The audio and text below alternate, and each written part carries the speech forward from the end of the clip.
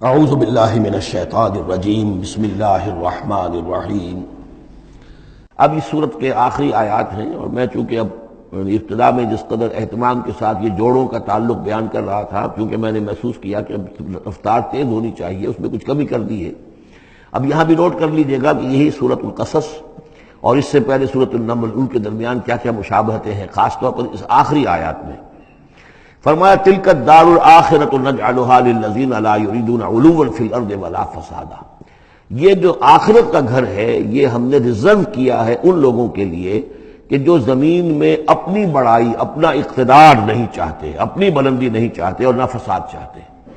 وہ اللہ کے دین کی سربلندی کے لیے محنت کر رہے ہیں، اس کے نتیجے میں ہو سکتا ہے کہ اللہ تعالیٰ انہی کو ذمہ داری دے دے حکومت کی، لیکن وہ طالب نہیں ہے حکومت کے، وہ اپنی سربلندی کے طالب نہیں ہے۔ اس سے زمین و آسمان کا فرق ہے کہ ایک ہے کہ آپ کسی نظریے کے لیے کام کر رہے ہیں، اب نظریے میں اگر آپ کی جد و جہد ہے، انقلاب میں آپ کامیاب ہو گئے تو ظاہر بات ہے کہ پھر انقلاب کے بعد ذمہ داری سنبھالنی پڑے گی۔ محمد رسول اللہ صلی اللہ علیہ وسلم ہی کو مدینے کی اس چھوٹی سی شہری ریاست جو وجود میں آئی تھی، آخر اس کی ذمہ داری سنبھالنی پڑی، حالانکہ آپ خدا نہ خواستہ کوئی اقتدار کے طالب یا اقتدار کے بھوکے تو نہیں ہو سکتے تھے، لیکن یہ ہے کہ طلب جو ہے وہ اللہ جانتا ہے دل میں کس کے طلب ہے۔ اگر کوئی ذاتی طور پر اقتدار کا خواہاں ہے اور چاہتا ہے کہ میرا نام اونچا ہو جائے اور مجھے اختیار مل جائے اور میرا اقتدار ہو، تو وہ شخص اللہ تعالیٰ کے ہاں ڈسکوالیفائی ہو جاتا ہے۔ یہ پھر اللہ کے گھر کے لیے نہیں ہے۔ اللہ کا گھر جو ہے تلک الدار الآخرہ، یہ تو ہم نے رکھا ہوا ہے خاص طور پر مخصوص کر کے، ریزرو کر کے، للذین لا یریدون علوا فی الارض، جو زمین میں اپنے اقتدار کے خواہاں نہیں ہیں، ولا فسادا، نہ زمین میں فساد بچانا چاہتے ہیں، والعاقبۃ للمتقین، اور عاقبت یعنی پچھلا گھر جو ہے، عاقبت کی پچھلی زندگی جو ہے یقیناً یہ اہل تقویٰ کے لیے، اس کی بھلائیاں، اس کے محاسن، اس کا عیش اور آرام وہ اللہ تعالیٰ نے اپنے متقی بندوں کے لیے خاص کیا ہے۔ من جاء بالحسنۃ فلہ خیر منہا، یہ آیت میں آئی ہے سورہ نمل کے بھی آخری حصے میں، جو کوئی شخص کوئی نیکی لے کر آئے گا تو اسے بدلہ ملے گا اس سے بہتر۔ ومن جاء بالسیئۃ، اور جو کوئی بدی لے کر آئے گا فلا یجزی الذین عملوا السیئات الا ما كانوا یعملون، تو وہ لوگ کہ جو ان برائیوں کا ارتکاب کر رہے ہیں انہیں بدلہ نہیں دیا جائے گا مگر وہی جو کچھ کہ وہ کر کے لائے۔ مطلب یہ کہ اللہ تعالیٰ کی طرف سے اضافہ نہیں ہوگا، جتنے جرم کیے ہیں اتنی ہی سزا، لیکن اہل ایمان اور اہل صلاح جو ہیں ان کی نیکیوں میں اللہ تعالیٰ 10 گنا دے، 700 گنا دے، اس سے بھی بڑھا دے، یضاعف لمن یشاء، تو یہ اللہ تعالیٰ کی مرضی ہے، جتنا چاہتا ہے دیتا، خیر منہا، بہرحال جو کچھ کر کے لے جاؤ گے اس سے بہتر ملے گا۔ لا یجزی الذین عملوا السیئات الا ما كانوا یعملون، انہیں وہی کچھ ملے گا جو کچھ کہ وہ عمل کر کے لائے تھے۔ ان الذی فرض علیک القرآن لرادک الی معاد، سورہ نمل میں آیا تھا کہ مجھے وَأُمِرْتُ أَنْ أَتْلُوَ الْقُرْآنَ، مجھے تو حکم دیا گیا میں قرآن سناتا رہوں، قرآن پڑھ کر تمہارے سامنے میں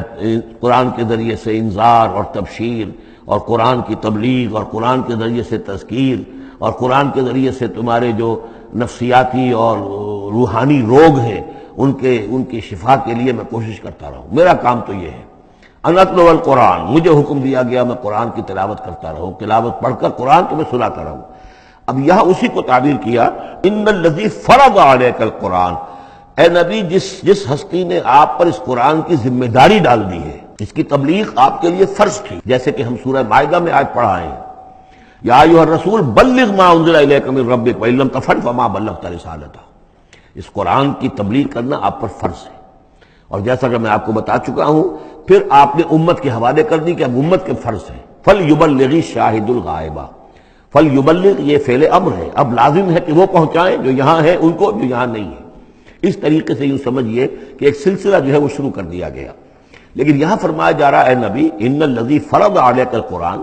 جس ہستی نے آپ پر یہ قرآن فرض کیا ہے، جس ہستی نے آپ پر قرآن کی ذمہ داری عائد کی ہے، یہی ذمہ داری اصل میں پھر جو ہم میں سے ہر ایک پر آتی ہے وہی ہے جو میرے کتابچے میں نے وضاحت کے ساتھ بیان کی ہے کہ وہ 5 ذمہ داریاں ہیں۔ اللہ قرآن پر ایمان جیسا کہ ایمان کا حق ہے، قرآن کی تلاوت جیسے کہ تلاوت کا حق ہے، قرآن کو سمجھنا جیسے کہ سمجھنے کا حق ہے، قرآن پر عمل جیسے کہ عمل کا حق ہے، پھر قرآن کی تبلیغ، قرآن کو عام کرنا۔ ان الذی فرض علیک القرآن رادک الی معاد، وہ یقین آپ کو لوٹا لے جائے گی، وہ ہستی، وہ اللہ جس نے آپ پر یہ قرآن کی ذمہ داری ڈالی ہے، تبلیغ قرآن کا فریضہ آپ کے کاندھوں پر رکھا ہے، وہ یقیناً آپ کو پہنچائے گا بہت اچھی جگہ لوٹنے کی۔ معاد عادہ یعودو سے اس میں ظرف ہے، لوٹنا، لوٹنے کی جگہ۔ اب معاد سے مراد آخرت عام طور پر ہے، ایمان بالرسالت، ایمان باللہ، ایمان بالمعاد، ایمان بالآخرہ کو ایمان بالمعاد بھی کہا جاتا ہے۔ لیکن اس کے بارے میں بعض روایات ایسی ملتی ہیں کہ اس کا شان نزول یہ ہے کہ حضور صلی اللہ علیہ وسلم جب ہجرت کے سفر کو نکلے ہیں مکے سے، تو جو عام راستہ تھا اس سے ہٹ کر آپ نے، چونکہ اندیشہ تھا اور واقعہ تھا کہ تعاقب ہو رہا تھا، تلاش کیا جا رہا تھا، 3 دن رات تو آپ غار ثور میں روپوش رہے، پھر آپ نے ایک بڑا ہی سخت راستہ اختیار کیا تھا کہ جو پہاڑی راستہ تھا جو گزر رہا تھا، جس پر کہ کوئی انسان جاتا نہیں تھا۔ لیکن کچھ آگے چل کر وہ راستہ جو ہے وہ پھر اس مین راستے سے جا کر مل گیا۔ یوں سمجھیے یہ راستہ جا رہا تھا مین، کہ جو مکے سے مدینے کا تھا، حضور نے ایک اور راستہ اختیار کیا، لیکن کچھ عرصے کے بعد وہ راستہ جا کر اس راستے کے ساتھ مل گیا۔ جہاں ملا، اب آپ خود سوچئے کہ وہاں ایک ایسی سچویشن آ گئی کہ حضور ایک ٹی پر کھڑے ہوئے ہیں، اب داہنی طرف جاتے ہیں تو مدینہ ہے اور بائیں طرف جاتے ہیں تو مکہ ہے۔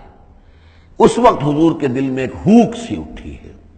اس لیے کہ جب آپ مکے سے روانہ ہوئے تھے تب بھی روایات میں آیا ہے کہ آپ کعبے سے لپٹ کر آپ نے یہ کہا تھا کہ اے بیت اللہ، مجھے تجھ سے بڑی محبت ہے، لیکن میں کیا کروں، یہاں کے لوگ مجھے یہاں رہنے نہیں دے رہے۔ تو گویا کہ کعبے سے یہ جدائی تو آپ پر شاہ گزر رہی تھی۔ اب جب وہ آپ چند دن کا سفر کر کے اور چند دن وہ غار ثور میں روپوش ہونے کے بعد جب پہنچے ہیں، اب ایسی جگہ پہنچے کہ جہاں سے اگر دائنی طرف جاتے ہیں تو یہ مدینے کی طرف راستہ جا رہا، جانا تو آپ کو ادھر ہی ہے، لیکن سامنے وہ راستہ آ گیا کہ جو مکے کی طرف جا رہا، تو آپ کے دل میں پھوک سی اٹھی۔ اس وقت اللہ تعالیٰ نے آپ کے اطمینان کے لیے یہ آیت نازل کی کہ آپ گھبرائیے نہیں، مکے میں ہم آپ کو لوٹا کے لے آئیں گے، آپ یہیں پہنچیں گے، بڑی شان سے پہنچیں گے۔ اس وقت تو آپ کو نکلنے کے لیے جو ہے روپوش بھی ہونا پڑا ہے، آپ کا تعاقب بھی ہو رہا ہے، پھر وقت آئے گا کہ آپ ایک فاتح کی حیثیت سے داخل ہوں گے۔ تو یہ بھی اس کی ایک روایت چونکہ ہے تو یہ مفہوم بھی اس میں نکل سکتا ہے، لیکن عام طور پر یہ ہے، اس سے مراد میرے نزدیک یہی ہے کہ آپ کے لیے جیسے کہ سورۃ الضحیٰ میں کہا گیا ہے وَلَلْآخِرَةُ خَيْرٌ لَكَ مِنَ الْأُولَىٰ، اے نبی آپ کے لیے آخرت جو ہے اس دنیا سے کہیں بہتر ہے، لہذا آپ کے لیے تو یوں سمجھیے کہ جو اللہ لوٹا کر آپ کو لے جائے گا معاد میں، تو وہ معاد آپ کے لیے معادن، یہ گویا کہ یہ تفخیم کے لیے ہے نکرہ، بہت عمدہ جگہ لوٹانے کی، جس کے لیے یہ بھی کہا گیا عسیٰ ان یبعثک ربک مقاما محمودا، وہاں پر جو آپ کو مقام ملنا ہے مقام محمود، اور جو جنت حضور کی ہوگی جس کا کیا تصور کوئی کر سکتا ہے، تو ادھر اشارہ ہے۔ ان الذی فرض علیک القرآن رادک الی معاد قل ربی اعلم من جاء بالہدی، کہہ دیجئے کہ میرا رب خوب جانتا ہے کہ کون ہدایت لے کر آیا، کون راہ کی سوجھ لے کر آیا، کون ہدایت لے کر آیا، ومن هو فی ضلال مبین، اور کون وہ ہے کہ جو کھلی گمراہی میں پڑا ہوا ہے۔ وما کنت ترجو ان یلقی الیک الکتاب، اور اے نبی آپ کو تو کوئی توقع نہیں تھی کہ آپ کو کتاب دی جائے گی، کتاب القا کی جائے گی۔ یہی بات آئی ہے سورہ نمل کے اندر بھی، وَإِنَّكَ لَتُلَقَّى الْقُرْآنُ مِن لَدُنْ حَكِيمٍ حَلِيمٍ، یہ قرآن تو آپ کو دیا گیا ہے، ایسا نہیں ہے کہ آپ متوقع تھے، آپ چاہتے تھے، آپ کو چلہ کشی کر رہے تھے کہ کوئی مجھے بھی کوئی روحانیت حاصل ہو جائے اور کوئی غیب کی میں تعلیم حاصل، غیب کی معلومات حاصل کر لوں، معاذ اللہ آپ کا تو مزاج ہی وہ نہیں تھا۔ ایک بہت ہی جو سمجھیے شریف انسان اور ایک شریف تاجر، اسی لیے حضور نے فرمایا تاجر الصدوق الامین مع النبیین والصدیقین والشہداء، وہ تاجر تو بالکل سچا ہو، جھوٹ کی آمیزش نہ ہونے دے، اور امین ہو، امانت دار ہو، اس کا رتبہ جو ہے وہ تو انبیاء اور صدیقین اور شہداء کے ساتھ ہے، اس جماعت میں شریک ہوگا وہ۔ تو حضور کی زندگی وہ تھی، لہذا یہاں فرمایا ہے کہ وما کنت ترجو، آپ تو کوئی امیدوار نہیں تھے،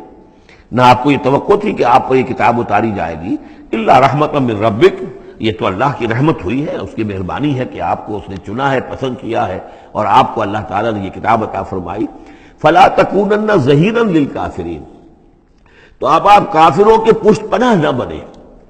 اس میں اشارہ ہو رہا ہے جیسے کہ ہم پڑھ چکے ہیں سورہ نساء کے اندر کہ اے مسلمانوں، گویا کہ یہ بات کہی گئی تھی کہ تم اپنی عصبیت اور قبائلی عصبیت کی وجہ سے، تمہارا ایک شخص ہے منافق ہے، اس نے وہ چوری بھی کی تھی، اب تم اس کی پشت پناہی کر رہے ہو اور سارا کا سارا الزام یہودی پر ڈالنا چاہ رہے ہو، تو یہ عصبیت جاہلیت ہے۔ یہاں ذکر کیا جا رہا ہے فلا تکونن ظہیرا للکافرین۔ اب ظاہر بات ہے کہ حضور جب مکے میں دعوت دے رہے ہیں تو اب رشتے جو ہیں وہ کٹ رہے ہیں، گویا کہ ابو لہب سگا چچا ہے لیکن دشمنی کی انتہا کیے ہوئے ہیں۔ تو یہ جو آپ نے فرمایا، اب آپ اپنے رشتوں کو ان کافرین کے ساتھ، اب آپ اپنے تعلقات کو کوئی اہمیت نہ دیں، ان کے ساتھ کسی عصبیت کا کوئی اگر اثر کہیں ہو بھی کہیں اگر کوئی یعنی بہت ہی ادنا سا خفیف سا بھی شائبہ اگر دل میں ہو تو اس کو بھی آپ نکال دیجیے۔ یہی لفظ کہے تھے حضرت موسیٰ علیہ السلام نے جب وہ قبطی مارا گیا تھا ان کے ہاتھوں، کہ جب اللہ تعالیٰ نے توبہ قبول کر لی کہ میں کبھی بھی ابھی کسی کافر کا اور کسی ایسے شخص کا، میں ظالم کا ظہیر نہیں بنوں گا، پشت پناہ نہیں بنوں گا، تو وہی حکم حضور کو دیا جا رہا ہے۔ وَلَا يَصُدَّنَّكَ عَنْ آيَاتِ اللَّهِ بَعْدَ إِذْ أُنزِلَتْ إِلَيْكَ، یہ اسی سورہ مبارکہ میں یہ آیت نمبر 17 تھی یہ۔ وَلَا يَصُدُّنَّكَ عَنْ آيَاتِ اللَّهِ بَعْدَ إِذْ أُنزِلَتْ إِلَيْكَ، اور نہ آپ کو برگشتہ کر سکیں، روک سکیں، آپ کے رخ کو موڑ دیں اللہ کی آیات سے، بعد اذ انزلت الیک، جبکہ وہ آپ پر نازل کر دی گئیں، وَدْعُ إِلَىٰ رَبِّكَ، یعنی یہ آپ کے کنبے والے، قبیلے والے، آپ کے یہ قریش جو ہیں جو آپ ہی کے قبیلے کے لوگ ہیں، اگر آپ ان کے ساتھ کوئی اپنا بھائی چارہ رکھیں گے اور کوئی ان کے ساتھ تعلق قلبی جو ہے استوار رکھنے کی کوشش کریں گے، اگر کسی درجے میں بھی یہ قبائلیت جو ہے آپ کے اندر رہی تو یہ روک دیں گے پھر آپ کو، یہ تو پھر اس سے استعمال کریں گے اور اس کی بنا پر جو ہے وہ پریشرائز کرنے میں آپ کو کامیاب ہو جائیں گے کہ وہ آپ کو قرآن مجید کی جو آیات آپ پر نازل ہو رہی ہیں ان سے برگشتہ کر دیں۔ وَلَا يَصُدُّنَّكَ، اور نہ کرنے پائیں آپ کو برگشتہ اللہ کی آیات سے، بعد اذ انزلت الیک، اس کے بعد کہ وہ آپ پر نازل کر دی گئی ہیں، وَدْعُ إِلَىٰ رَبِّكَ، اور اپنے رب کی طرف دعوت دیتے رہیے، وَلَا تَكُونَنَّ مِنَ الْمُشْرِكِينَ، اور دیکھیے شرک سب سے گھناؤنا جرم ہے تو اس کا کوئی شائبہ بھی اپنے قریب بتانے دیجیے۔ وَلَا تَدْعُ مَعَ اللَّهِ إِلَٰهًا آخر، جیسا کہ میں نے بار بار عرض کیا ہے، اس میں خطاب تو ہوتا ہے بظاہر حضور سے واحد کے سیغے میں، لیکن یہ کہ یہ خطاب صرف حضور سے نہیں ہے بلکہ اصلاً اس کے مخاطب مسلمان ہیں، حضور کے وساطت سے۔ وَلَا تَدْعُ مَعَ اللَّهِ إِلَٰهًا آخر، اور مت کسی کو پکارو اللہ کے ساتھ کسی اور الہ کو، لا الہ الا ہو، اس کے سوا کوئی معبود نہیں ہے، کل شیء ہالک الا وجہہ، ہر شے فنا میں ہے یا فنا ہو جائے گی سوائے اس کا چہرہ۔ اب یہ کہ اللہ کا چہرہ کون سا ہے، اور یہ کہ اگر اللہ کا چہرہ جو ہے صرف اس کے لیے فنا نہیں تو کیا اللہ کے لیے کوئی باقی اعضاء بھی ہیں، ان کے لیے فنا ہے؟ معاذ اللہ ثم معاذ اللہ۔ یہ آیات جیسا کہ میں نے عرض کیا کہ اللہ کی ذات سے متعلق ہوں، عالم برزخ سے متعلق ہوں، عالم غیب اور عالم آخرہ کی، ان کے بارے میں بس جتنا کچھ بتا دیا ہے اس کے اوپر اکتفا کی جائے، اس سے آگے منطق کے حوالے سے اس کا جو ہے لازم اور ملزوم کے ایک ایک قدم بڑھاتے نہ جائیں تو اس میں یہ ہے کہ انسان جو پھر غلط راستے پر پڑ جائے گا۔ العجز عن درک ذات ادراک، حضرت ابوبکر صدیق نے فرمایا تھا اللہ تعالیٰ کی ذات تو وہ ہے کہ جب انسان یہ سمجھ لے کہ میں اس کی ذات کو نہیں سمجھ سکتا، بس یہی ادراک ہے، یہی معرفت ہے کہ اللہ کا کی ذات جو ہے وراء الورا ثم وراء الورا ثم وراء الورا۔ یہ الفاظ شیخ احمد سرہندی جن کو ہم مجدد الفسانی رحمۃ اللہ علیہ کے نام سے جانتے ہیں، وہ اپنے خطوط میں مکاتیب میں انہوں نے بار بار یہ الفاظ کہے، ذات باری تعالیٰ وراء الورا ثم وراء الورا ثم وراء الورا، اس کا کوئی تصور کسی انسان کے لیے ممکن نہیں ہے۔ لیکن یہ کہ ہر شے ہلاک ہو جانے والی ہے سوائے اللہ کے چہرے کے، ظاہر بات ہے کہ ہر شے کے لیے فنا ہے، اور یہاں پہ اکثر لوگوں نے پھر اس منہ سے مراد لیا پوری ہستی، جیسے کہ ہم بھی کسی کے منہ دیکھو کہ یہ کام کر رہا ہے تو گویا کہ کسی کے لیے، کسی کی رضا جوئی کے لیے کر رہا ہے، تو اس اعتبار سے گویا کہ ذات باری تعالیٰ تو ہے کہ جو ہمیشہ قائم رہنے والی ہے، اور یہاں اس کے چہرے سے مراد اس کی پوری ذات ہے۔ باقی جو کچھ ہے، اب جو ہمارے ہاں صوفیہ ہیں جو وحدت وجود کے قائل ہیں وہ تو اب بھی سمجھتے ہیں کہ باقی جو کچھ ہے وہ ہے ہی نہیں، معدوم کے درجے میں ہے، اس کی کوئی حقیقت نہیں ہے۔ کل ما فی الکون وہم او خیال او وقوف فی المرایا او ظلال، جو بھی کچھ اس کائنات کے اندر ہے اللہ کی ذات کے سوا یا تو وہ وہم ہے، کل ما فی الکون وہم او خیال او وقوف فی المرایا، یا جیسے کہ شیشوں میں عکس نظر آتے ہیں، آئینہ قد آدم ہے، آپ اس کے سامنے کھڑے ہیں تو آپ پیچھے بھی نظر آ رہے ہیں اس کے، ہے تو نہیں آپ وہاں، جو جیسے کہ شیشے میں عکس ہوتا ہے کہ اس کا وجود کوئی نہیں، اسی طریقے سے یہ کائنات جو ہے اپنی اصل کے اعتبار سے معدوم کے درجے میں ہے۔ اور پھر یہ کہ یہ بھی ہمارا عقیدہ ہے کہ ہر شے فنا ہو جائے گی۔ لہ الحکم، اسی کے لیے ہے اختیار، بادشاہی، حکومت، وَإِلَيْهِ تُرْجَعُونَ، اور اسی کی طرف تم لوٹا دیے جاؤ گے۔ صدق اللہ العظیم۔